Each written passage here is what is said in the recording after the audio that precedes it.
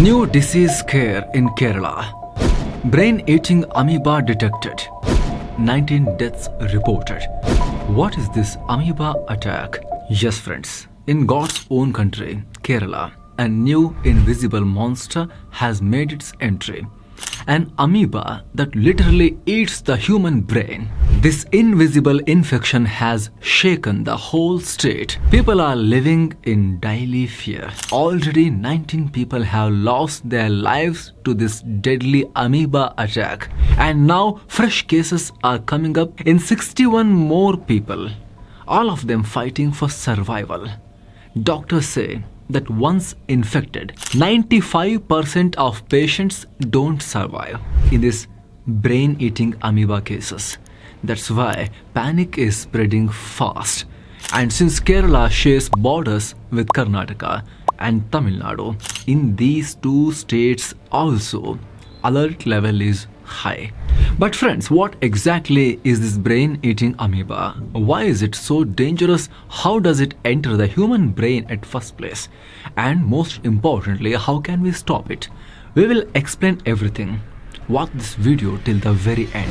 Amoeba eats the brain. Kerala in panic. Yes friends, Kerala, the state which is already known for detecting and identifying and tracking new diseases before any other state in India. And you know, Kerala is a well-connected state when it comes to international people-to-people contact. Is now battling something terrifying, a new disease. Naegleria fowleri, also known as the brain-eating amoeba. And what does it do? It enters the human brain and starts eating it. The medical name for this infection is primary amoebic meningoencephalitis (PAM). This year alone, around 72 cases of brain-eating amoeba have been reported in Kerala. Out of them, 19 people have already died. From small kids to adults, cases have been reported across age groups. And here's the big problem. This amoeba doesn't behave like COVID, where it starts in one place and spreads gradually elsewhere.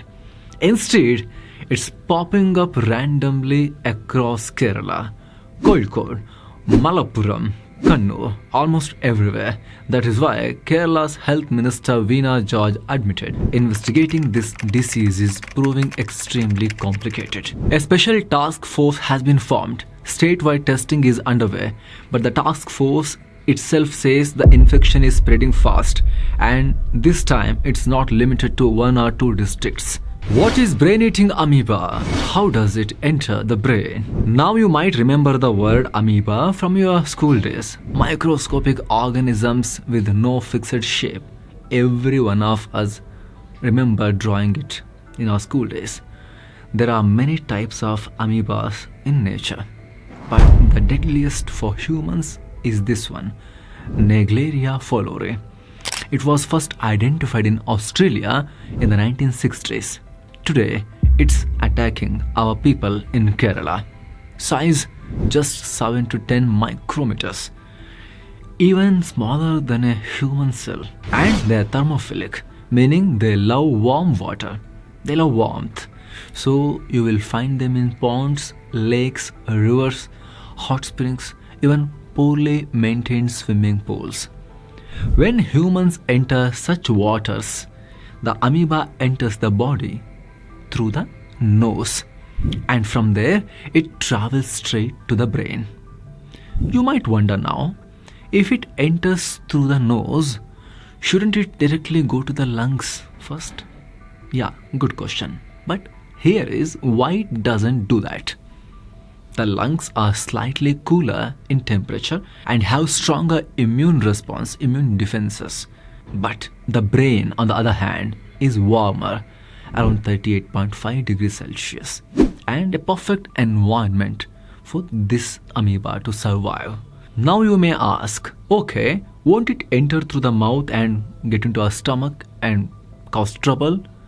No, because if we swallow this amoeba through mouth, our stomach acid kills it. So the only real danger is through the nose, straight to the brain. How does it eat brain cells? First, The amoeba enters and then attaches itself to the brain cells, neurons and glial cells using its proteins. Second, it surrounds the cell and literally eats it alive. For this purpose, it has a special structure called an amoebostome, which is basically a microscopic mouth to eat cells. At the same time, it releases enzymes that destroy surrounding cells too. That is why it is so deadly. The incubation period is 1 to 14 days. Symptoms appear quickly, and in 3 to 7 days, death usually occurs. Friends, this is a rare disease and extremely lethal too. The survival rate is just around 5%. That means out of 100 infected, 95 people usually die. Symptoms of brain-eating amoeba: high fever, severe headache, vomiting, stiff neck, extreme confusion or hallucinations, and inflammation in the brain. If the infection worsens, the brain loses consciousness and the patient slips into a coma. Inside the brain, fluid builds up, increasing pressure to dangerous levels, sometimes enough to make the skull feel like it might bust. That level of pressure patients feel. If the amoeba reaches the brain stem, it can even cause a respiratory failure. Prevention: how to stay safe. Friends, since this infection is almost always fatal, prevention is the only weapon we have right now.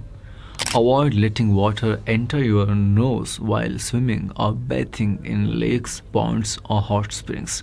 Don't use normal tap water for nasal washes. Always use boiled and cooled water, or at least use Dettol type of liquid to disinfect it.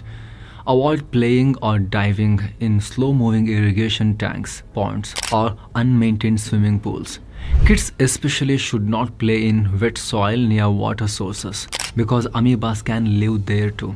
Swimming pools must maintain at least 1 ppm chlorine and a pH between 7 to 7.8. And at home, if you haven't used taps or water heaters for long, flush it, clean it before you use it. Treatment: what can be done? Now, here is the harsh truth. There is no specific medicine for this brain-eating amoeba. Doctors try combination drug therapies, but survival depends on early diagnosis and treatment. Here is how it's handled. First, CT scans or MRI scans to detect brain damage. Tests like CSF analysis and PCR, polymerase chain reaction, to confirm the presence of amoeba, and sometimes even a brain biopsy.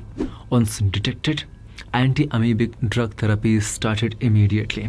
Patients are put in ICU with respiratory support, electrolyte balance, and metabolic monitoring. But again, survival rates remain very, very low. So friends, that is why for now the best defense is awareness, prevention, and early medical attention. Stay cautious, stay safe, and please share this video with your friends and family to spread awareness. And if you haven't subscribed to our channel yet, we request you to do so. Please subscribe. Thank you so much. Stay safe. Let's meet again. Namaste.